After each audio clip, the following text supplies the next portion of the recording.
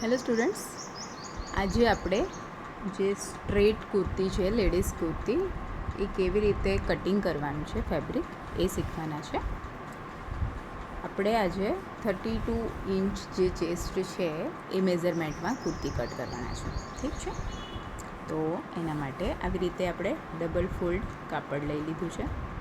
જોઈ શકો છો તમે, એક ફોલ્ડ છે, આ બીજું ફોલ્ડ છે, એટલે કે આપણે ફ્રન્ટ અને બેકનું સાથે આપણે કટિંગમાં થશે. સૌથી પહેલાં આપણે લઈશું શોલ્ડરનું મેઝરમેન્ટ. શોલ્ડર જે આપણું મેઝરમેન્ટ છે એનું 1/2 કરવાનું છે અને એમાં 1/2 ઇંચ ઉમેરીને જે મેઝરમેન્ટ આવે એ લેવાનું છે. અને પછી આર્મ હોલનું લેવાનું છે. એના માટે જે છે આપણો આ પોઈન્ટ, સ્ટ્રેટ પોઈન્ટ છે, આ જ લીધો છે આપણે અહીંયાથી જ, કેમ કે આપણું આ વિડ્થમાં કટિંગ થઈ રહ્યું છે પ્રિન્ટ મુજબ, એટલા માટે. ઠીક છે,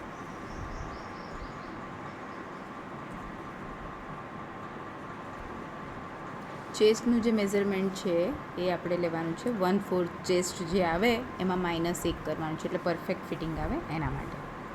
પછી આપણે લેવાનું છે 1/4 ચેસ્ટ + 2 ઇંચ, એટલે કે 8 ઇંચ આવે છે 32 ચેસ્ટનું, તો એમાં આપણે 10 લઈશું.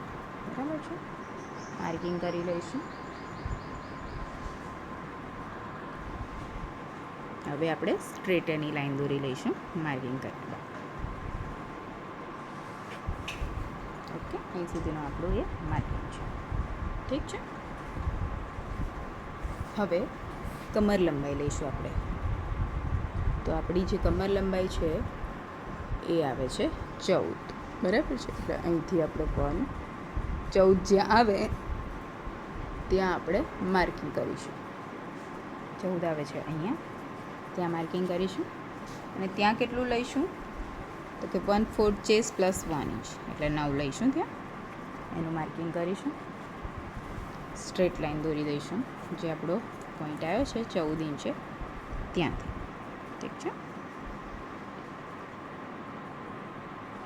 આ રીતે. ઓકે, જોઈ શકો છો તમે. આપણે પહેલાં શોલ્ડરનું મેઝરમેન્ટ લીધું છે, પછી આર્મ હોલ લીધું છે, પછી આપણે ચેસ્ટ માટે 1/4 ચેસ્ટ + 2 ઇંચ કર્યું, 1/4 ચેસ્ટ + 1 ઇંચ કમરમાં કર્યું. હવે શું કરવાનું છે તો આપણું જે મેઝરમેન્ટ અહીંયા જે આપણો આર્મ હોલથી માંડીને કમર સુધીનું જે આવ્યું છે એટલું સેમ આપણે લઈ લઈશું. તો કેટલું આવે છે 7, તો એટલું નીચે આપણે 7 ઇંચ લઈ લઈશું અહીંયા. બરાબર છે, આ ફોલ્ડ જે છે જો તમારું ખસી જાય તો એને સેટ કરી લેવાનું છે, કેમ કે એ ખસી જશે તો તમારું મેઝરમેન્ટ બગડી જશે. બરાબર છે, એટલા માટે. હવે ત્યાંથી આપણે કેટલું લેવાનું છે, આ જે છે આપણી હિપ લાઇન પર આવશે આ પોઈન્ટ, એટલે આપણે એમાં 1/4 ચેસ્ટ + 3 ઇંચ કરવાનું છે. બરાબર છે, 8 ઇંચ આપણે આવ્યું છે એટલે 11 ઇંચ લઈશું આપણે.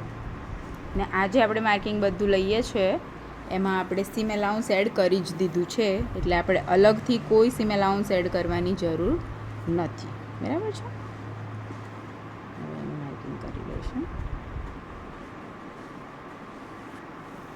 બરાબર છે, એટલે આપણા શરૂઆતથી શોલ્ડર, ચેસ્ટ, કમર ને આ હિપ લાઇનનું માર્કિંગ અહીંયાથી તમે કટ કરી શકો છો.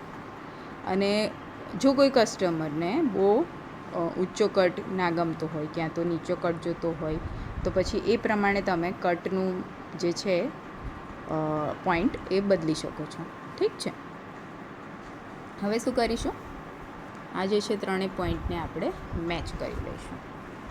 એ તમે સ્કેલથી પણ કરી શકો છો અને ફ્રી હેન્ડથી પણ કરી શકો છો. તમે શરૂઆતમાં શીખો છો એટલે આપણે સ્કેલનો જ ઉપયોગ કરવાનો છે, જેથી કરીને તમારું માર્કિંગ બગડે નહીં. હા, ને બોટમમાં શું કરવાનું છે, તો બોટમમાં તમારે સ્ટ્રેટ લાઈન લેવી હોય અહીંયાથી અહીં સુધી, તો શું કરવાનું છે, જેટલું મેઝરમેન્ટ આ લીધું છે હિપનું, બરાબર, એટલું જ સેમ બોટમમાં આપણે લઈ લઈશું. બરાબર છે, તો આપણે કેટલું લીધું છે અહીંયા એ પ્રમાણે લઈશું. 11 લીધું છે તો અહીંયા આપણે 11 એ મુજબ લઈ લઈશું. બરાબર છે, અને એને પણ આપણે જોઈન્ટ કરી લઈશું. હિપ લાઇનથી બોટમ સુધીની લાઇન ડ્રો કરવાની.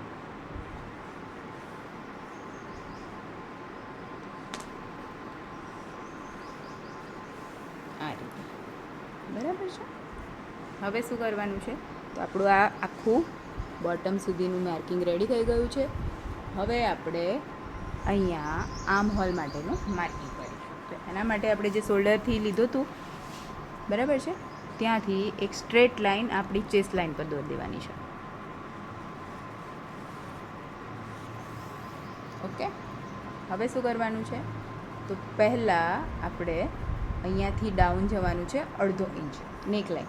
નેકલાઇન જે છે આપણે અત્યારે કટિંગ નથી કરતા.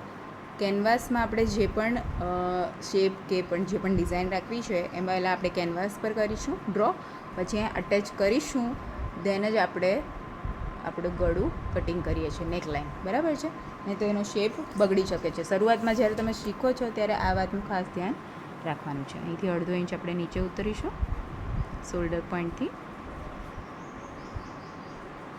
અને હા, આપણે પહોળાઈ કેટલી રાખવી છે એ તમે ખાલી માર્કિંગ કરી શકો છો. બરાબર છે, મારે પહોળાઈ રાખવી છે 4 ઇંચ ગળાની પહોળાઈ. બરાબર છે, તો એ 4 ઇંચ પર માર્કિંગ કરીને એ જે 4 ઇંચનો પોઈન્ટ છે ત્યાંથી આપણે આ ડ્રોપ શોલ્ડર લાઇન દોરી દેવાની છે, જે આપણે આટલી ઉતરીએ છીએ શોલ્ડરમાં તે. બરાબર છે, આ રીતે આપણે દોરી દેવાનું છે. આ આપણું નેક બનશે અહીંયા આગળ. પણ અત્યારે એનું માર્કિંગ પણ કરવાની જરૂર નથી, કેમ કે આપણે એ બધું કરવાના છે કેનવાસ પર, એટલા માટે. હવે આપણે આર્મ હોલનું શેપ દોરીશું. સૌથી પહેલાં બેકનું શેપ દોરીશું. બેક માટે શું કરવાનું છે, બહુ ડીપ નથી જવાનું. સિમ્પલી આનું જે અડધો મીન્સ કે આ બે પોઈન્ટ વચ્ચેનું હાફ આવે ત્યાંથી આપણે શેપ દોરવાનું સ્ટાર્ટ કરવાનું છે.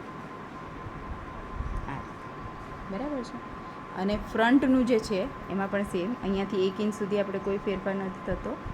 પછી ત્યાંથી આટલું ડીપ જઈને એમાં પણ સેમ જ કરવાનું છે, છેક સુધી નથી જવાનું. હાફ જે ઇંચ જે તમારું આ બંનેનું મિડલ થાય છે ત્યાંથી જ આપણે શેપ એનો સ્ટાર્ટ કરીશું. આ રીતે આ ડીપ જે જાય છે એ તમારું ફ્રન્ટનું થશે, જે આ નોર્મલ આપણે શેપ દોર્યો છે એ બેકનું થશે.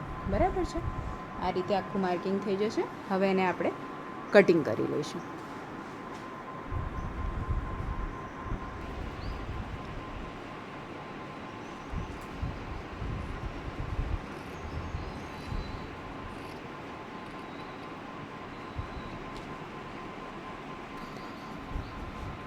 આર્મ હોલનું કટિંગ કરતી વખતે એ વાતનું ધ્યાન રાખવાનું છે તમારે કે સૌથી પહેલાં આપણે બેકનું આર્મ હોલ કટ કરવાનું છે. નીચે બધો જ પાર્ટ સેમ રહેશે. આર્મ હોલથી જ આપણું ફ્રન્ટ બેક જે છે નક્કી થાય છે. બરાબર છે, એટલે શું કરવાનું છે, જે બેક સાઈડ છે એને આપણે પહેલાં કટ કરવાનું છે. આ રીતે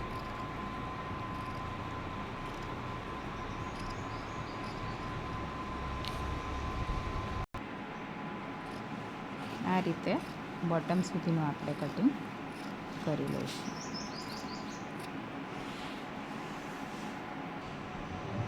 આ આપણું બેકનું કટિંગ થઈ ગયું છે. હવે શું કરવાનું છે, જે આપણું આ ડ્રો કરેલું છે એ ભાગ રાખીને નીચેનો ભાગ આપણો બેક છે તો એ કાઢી લેવાનું છે. એના ઉપર માર્કિંગ કરી દઈશું આપણે બી, કે આપણું આ બેક છે. બરાબર છે, અને સાઈડ પર આ રીતે મૂકી દઈશું. હવે આપણે ફ્રન્ટનું આર્મ હોલ કટ કરીશું. બરાબર છે, જે ફ્રન્ટનું આર્મ હોલ છે એ આપણે હવે કટ કરવાનું છે.